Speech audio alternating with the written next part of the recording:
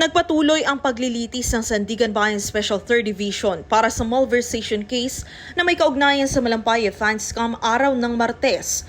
Nagpresenta ng witness ang prosekusyon na isa umanong benepisyaryo ng NGO project ng isang munisipalidad na sangkot sa Fanscam na ito. Kabilang sa mahabang listahan ng mga akusado para sa violation of RA 3019 at malversation of public funds through falsification ang tinaguriang pork barrel queen na si Janet Lim Napoles na kasalukuyang nakapiit dahil sa PDEF scam. Sa kabila ng mga bagong kaganapan, nanatiling positibo ang posisyon ng kampo ni Napoles. Hopefully, para panalo naman.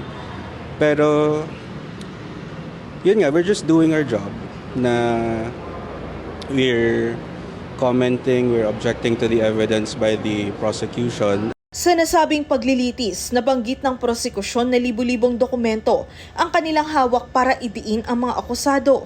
Samantala, pawang mga abogado lamang ng mga akusado ang dumalo sa paglilitis dahil nagpresenta lamang ng ebidensya ang prosekusyon. Matatandaan na kamakailan ay sinuspinde si Candaba Pampanga Mayor Rene Maglangke na kapwa akusado ni Napoles sa nasabing kaso.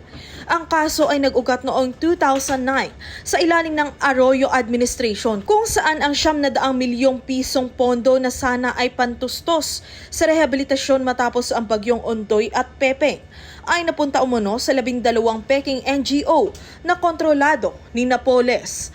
Para sa Diyos at Pilipinas kong mahal, kay Villan, SMNI News.